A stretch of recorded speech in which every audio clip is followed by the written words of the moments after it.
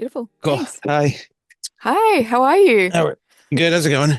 Good, good. I won't lie, I am pretty nervous. I'm big, Oh, you'll big be good. fan, so No thank you for stress. taking the time. But Of course. yeah, what time is it over there? Is it late? It's like 7 o'clock. We're in Milwaukee at rehearsal Gotcha, gotcha. or Okay, finishing cool. rehearsal. Yeah, awesome. Because you've got the tour coming up very soon. Yeah, How are you guys feeling? really good. We're just starting to put it together, and it's Yeah, like a really exciting time. awesome. I want to start off. The new album is fucking amazing. Thank you. I wanted to, I've like read that like everyone for 10 minutes is inspired by like the airdrop setting, but you've often said how like Bleachers is for anyone, not everyone. So how do you guess navigate being in the public eye of, I guess, like everyone with your work outside of Bleachers and inside Bleachers and whilst staying fiercely like focused on the specific community you're writing for? Um, I think it's pretty easy because it kind of goes ha hand in hand with, writing what you feel.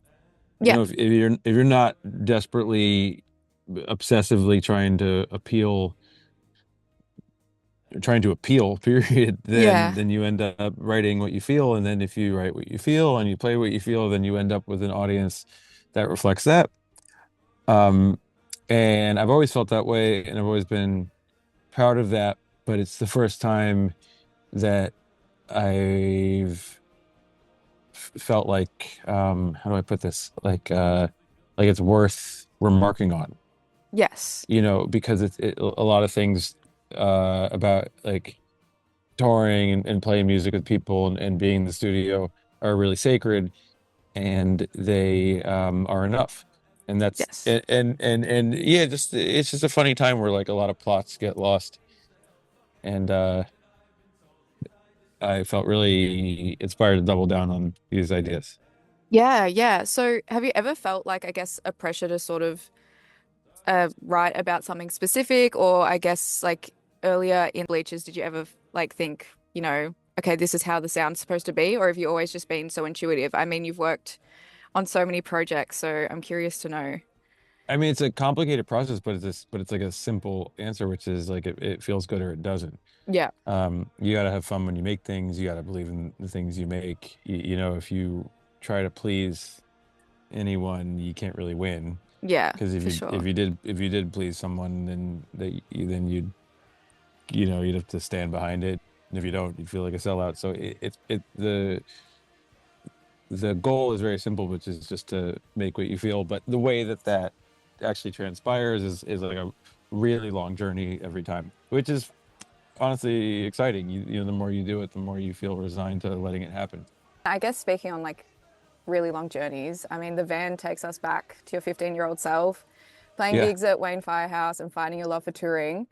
And then last week, you literally played a show at the Stone Pony, which is pretty much going back to right where it all started in the sense of like you're Oh back in yeah, your hometown. right there. I guess what would you say to your 15-year-old self? Like, did you take a bit of that teenage like fuck you juice that Zane Lowe mentioned in the interview onto the stage? And like, how did it feel? I mean, Yeah, it looked awesome. it's it's always with me. Like I don't think you're always a product of how you're raised, so it doesn't really matter what happens to me. There's always going to be a part of me that feels like misunderstood and has like a chip on my Mm, shoulder, yeah. just from all the years that I didn't didn't have people's approval to rely on.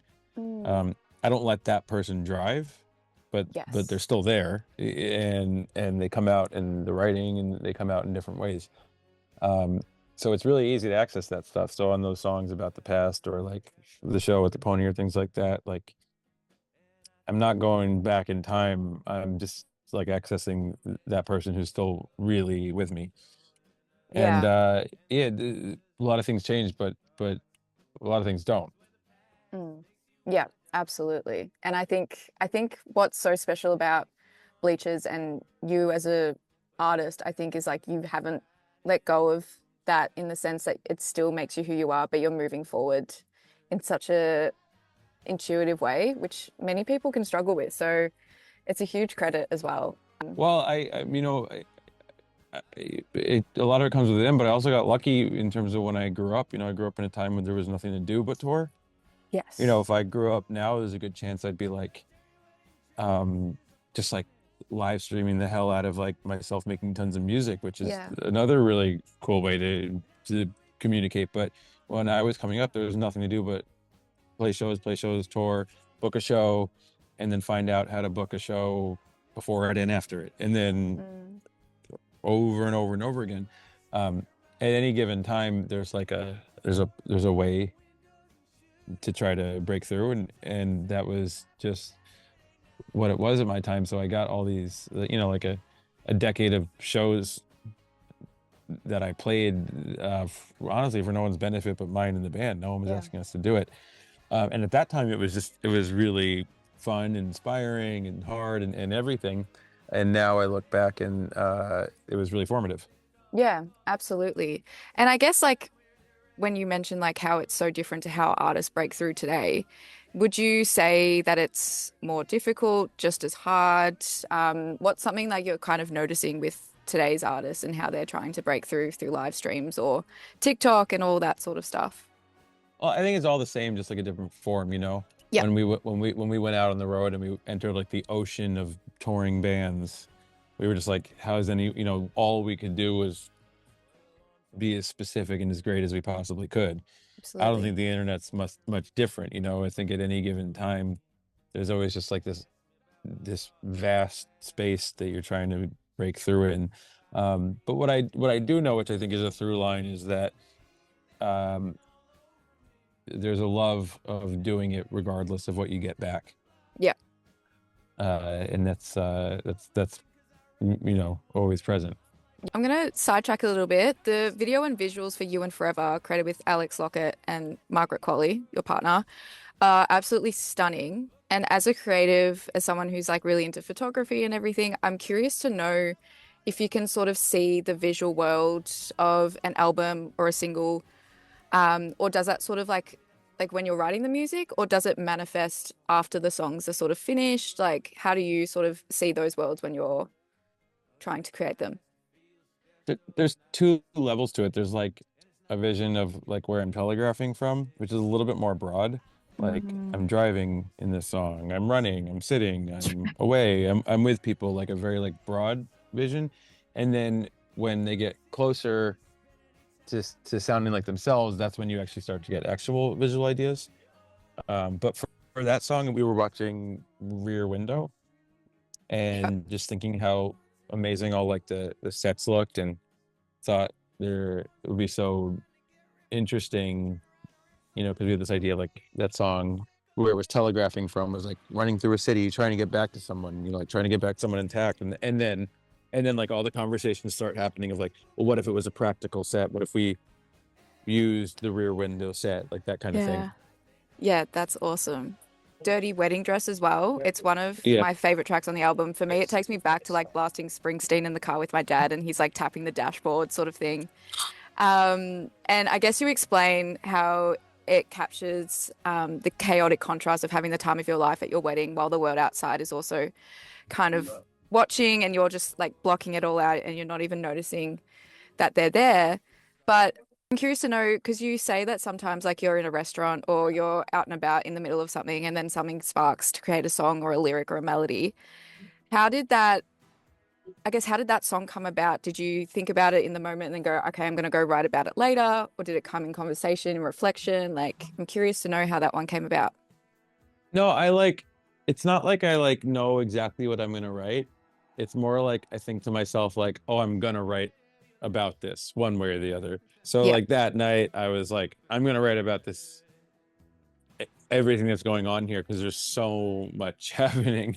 I don't know Yeah. what corner it can take. It could have just been a love song about a great night. It could have been Yeah. about my friends. It could have been about my family. It could have been about my hometown.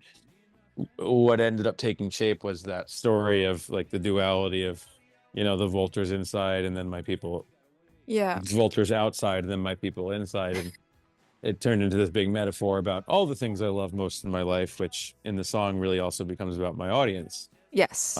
who I love deeply. So I don't know what I don't know what's gonna happen. I know like, oh, I'm gonna I'm gonna write about this. Yeah. So just you have experiences. You just have big, intense experiences, and yeah, like it happens all the time where even like loss and grief, like it's like I don't know what the next corner of that is going to be that'll make me want to write. I Yeah. just know it's something I'm ruminating on. And I guess there's a consensus that this album catches the band at almost like a total creative peak. Like everyone in the band is really just like doing so great. And after four records, what was different about the chemistry in the room when you were making this album this time around that allowed you to sort of realize that you're at that peak? You just go deeper and deeper. I mean, if you don't, you know, if you don't destroy your life with like bad decisions or drugs or things like that, then there's nothing to do but go deeper and deeper and get better and better. Was it something you sort of noticed at the start of the process, or was it more so like when like the album was like kind of finally coming together, or like you were organizing the track list, you were like, oh shit, this is good. It's honestly something I've like come to expect is that we'll just like keep pushing forward. It's like it's all we can do. Everything that happens, the more we tour, the more we make records, the more we're us. It's like you have all of that to call on. So it feels like the more, yeah, the more behind us, it's like a powerful thing. Mhm. So it's like an unspoken deal. It's like, yeah, we're gonna bring that into the studio. We're gonna keep bringing all this back in and keep doubling down on, you know, like I said, drilling deeper and deeper into what we do. I think as a creative as well, regardless of what you're in, you're always trying to push further. So I'm also curious to know how do you manage that expectation that you have of yourself as well? Is it sort of something like you patiently wait until something's perfect, or do you kind of come with like that imposter syndrome? How do you, I guess, sort of navigate that perfectionism or that drive to keep pushing forward? I don't know. I've just always had it, and I think it's important to make sure you sleep and stuff and it doesn't like, eat you alive. But short of that, it's a really wonderful thing. It's like even when I'm really knocked out, like I feel really fulfilled. And Mm, and that I don't mind hard things. I yeah. don't mind challenges. I don't mind, throwing the goalpost and chasing it no matter how crazy the route is. But I feel a lot of purpose within it. And it just keeps me going. It always has. It keeps me really alive. It keeps me really excited. I've never felt lethargic or exhausted by what I do. Yes. Sometimes like schedule or travel or this or that, but Yeah. I actually feel the opposite. I feel almost like endlessly reinvigorated. Yeah. Well, I guess like I mean it leads into my next question with like take you out tonight. There's such a beautiful realization and freedom in knowing yourself and what you want, especially in the line like I could try leave the road, but I'd end up right back in the van. Yeah. Um, I guess like you just mentioned that you always know what you want. But do you still have doubt or questions or I guess frustration in the way music is at the moment or the way it's sort of like in that trajectory of like counting streams, reading headlines, like Yeah. I mean, algorithms, AI. I talk my shit about it on the album. Yeah. Um, but it's this. I just care about the community, Yeah. and I it's pretty hard for me to ever be bummed out at like a fellow artist. Like I just believe so much in people who dedicate their life to this that I just have a lot of love for those people. They're my people, like it's an interesting life and it's complicated and it's beautiful and I love them. So a lot of my anger or bitchiness gets directed at bigger companies or people that are putting ideas in our heads that aren't really ours. And I think that's what I'm talking about mostly when I'm joking about like counting streams or, you Yeah. know, a friend telling me about his monthly listeners. It's like I would never rinse a fellow artist. It's just I would rinsing the idea that all this stuff has become like a video game and it's not really at the heart of what we do.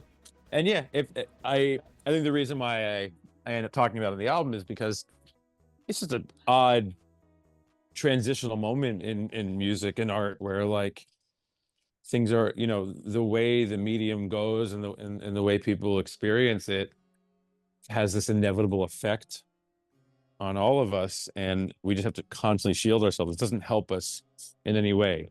Like Mm. we're trying to access something from within, so it's like the way it gets consumed is pretty irrelevant if you really think about it. So that's really Yeah. what I'm preaching. I think it's so important at this time as well with smaller artists. When they are starting out at a label or they're just trying to, I guess, determine their success, like streams is something that's just so automatic for them to think about. And as a metric, I think it's so important to sort of just remember why these people do the music and it's about the audience. And I think Bleachers have really set that solid Well, it's example always for it. it's always been the case with at one point it was radio plays or Yes. or this or that or syncs or whatever it was, but at the end of the day, it's like none of this stuff is in place of making your best work. If you make music and you play it and you believe in it and you give it everything you have, it finds its home. Mm. Another one of my favorite tracks on the album, I'm not joking. I What really struck me, I guess, is like how you define yourself by what you don't do, like not using pickup lines or not being the jealous type. I'm curious to know why it felt more effective to explain who you are by listing what you aren't. Sometimes I feel that way. Sometimes it's just like a nice, like kind of cheeky way to, tell a story is like, this is what I'm not into, Yeah, and that was the construction of that song generally. It was sort of like the central statement is like, I'm not fussed about anything but just being with you. yeah, I'm not going to do this. I don't care about that. I want you to be happy. A different kind of love song, instead of listing. I feel like I had heard a lot of songs where someone's listing all the things they love about someone, and I was just wanted to list all the reasons why in my arms you're free. You know what I mean? I'm not judging you. yeah, yeah. That's beautiful. And in the final track, Upstairs at ELS or Electric Lady Studios, you encapsulate that special moment that's like a sigh of relief after the tension of making an album. I'm curious to know, when a project is finally done, who are the first people you invite upstairs to celebrate? I mean, my close friends, I named them in the song, my family, my partner, the band, other like close collaborators I have. There's just this really tight knit community Mm. that we have. Other artists, the engineers who work there. It's like we're all living this life together, making these albums. And it's a very beautiful thing and it's an undocumented thing. So you kind of have to just imagine it.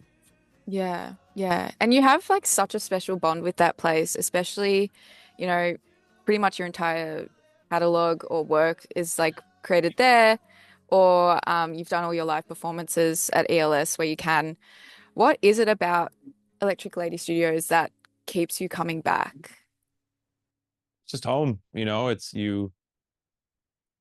I, I set up there and it's a magical place. And I have my little space upstairs and I've lived so many lives up there. And you get to a point where the mythology of the place itself and then your own personal mythology that you start to build there kind of come together into a very beautiful thing. Yeah, I guess like working in other studios, do you crave coming back to like ELS or like when you are on the road or something like that? Do you find it? Always. It's like I was like, yeah, it's like that feeling of going home. Mm, You always crave it. Like it's a blast to be away and gather new experiences, but then it's always so exciting to go home and make sense of everything you've been through. That's when I write. I come back and I parse it all together.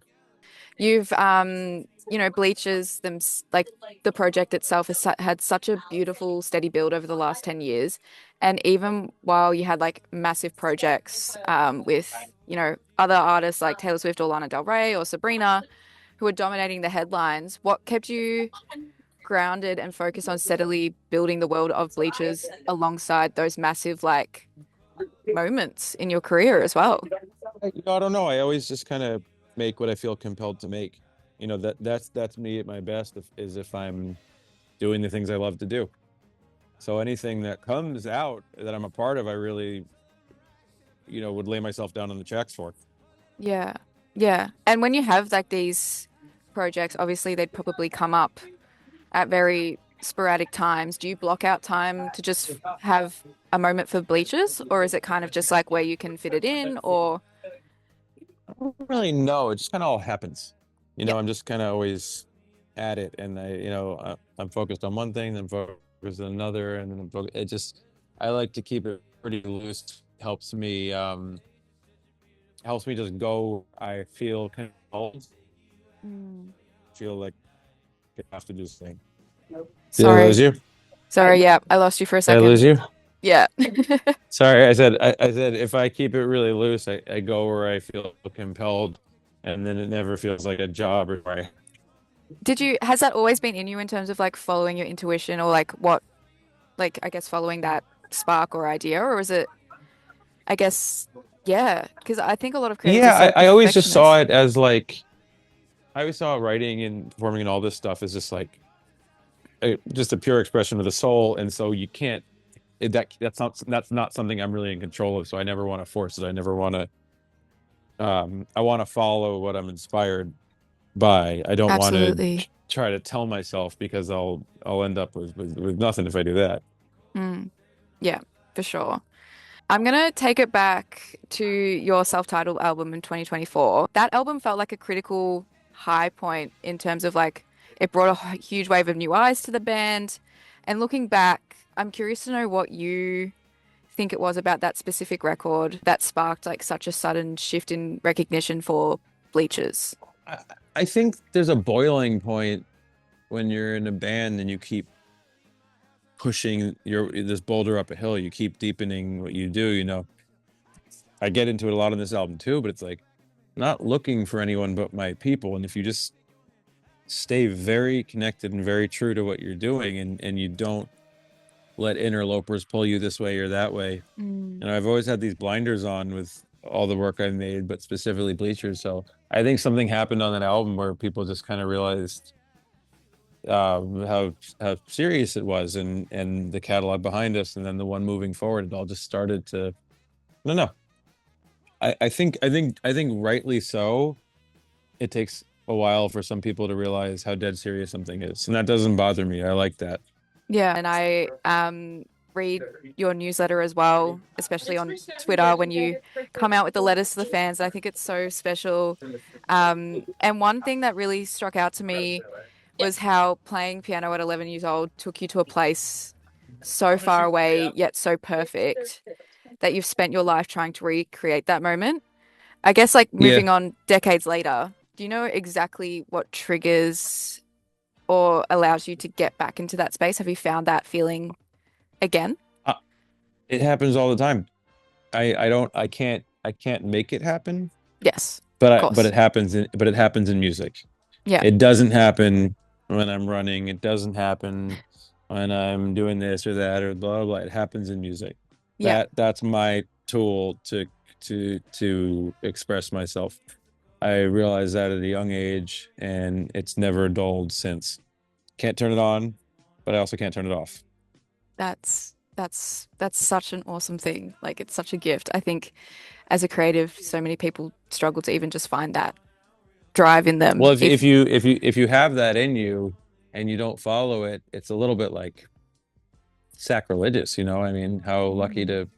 to feel that connection to something. It's Yeah, like loving someone and not being with them, you have to. yeah, absolutely. I think that's great advice. And I'm gonna go back to the current record. You've described your this new record as essentially optimistic despite peering into darkness. And I think it's a perfect summary of the album.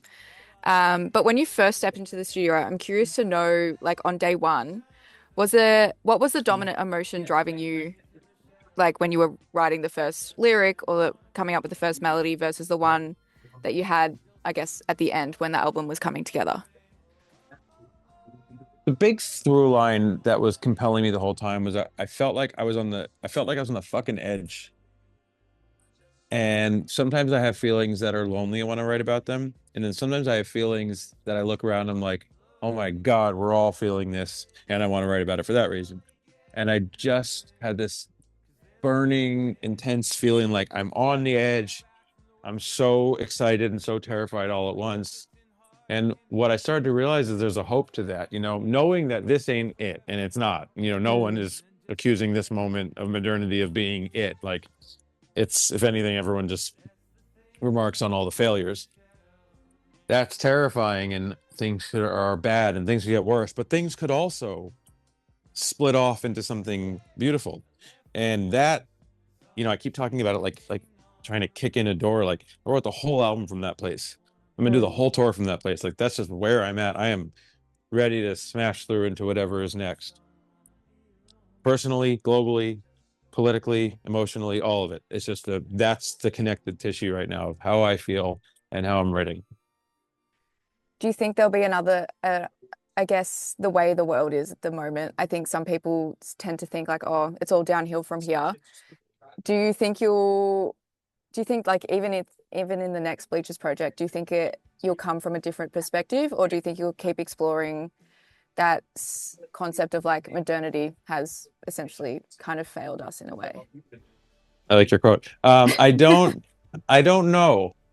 You know, I, you know, I don't like to write unless there's something hopeful in it. I can't just, I can't just, I can't just stay in the dissonance. Like, Yeah. that glimmer of hope of the end of something and the beginning of what's next is what inspired me.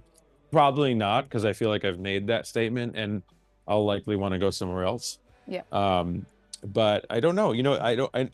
You know it when you hear it. When I'm writing, it's like there's everything I want to write about, but it's a little bit irrelevant because once I start writing, it either um is honest or not. You hear it back and you know right away. You're Yeah. like, yep, that's it. That's me right now. Or you listen back and you're like, I like that. It's a cool song, but it's Yeah. not hitting that next layer that is at the heart of what I do. Yes, I like those chords. What a cool lyric. But you're looking for that much more intense gut feeling. Yeah. And it's so, I think as someone who's been listening to music or like even like yourself, it's probably something that you can pick up so easily now when an artist isn't quite digging deep into what they're actually feeling. Well, it's kind of the only thing to do now is to be the Yeah. most specific, the most human. It's always been that way, but makes me think of that show Westworld, where it's like there's all these people, but some of them are robots. You can't really tell because the robots have become so convincing. It's like you got to go so far into that un just that indescribable piece of humanity that is just a feeling that's the part that really translates now. I'd love to do a quick side task. I'd love for you to take us inside the room where a Bleachers album is born. So obviously, likely Electric Lady Studios. But Yeah, like, what time of day is it? Is there a certain scent or incense burning? Is other music playing in the background, or is it like total chaos? Um, it's pretty loose. I mean, it's a little chaotic until it's not. When we're at Electric Lady, it's like there's a control room and the live room, then like a lounge, and you can see all of them through different windows, and then the roof. So like we're on the roof, we're hanging out, we're putting in a lunch order, we're talking.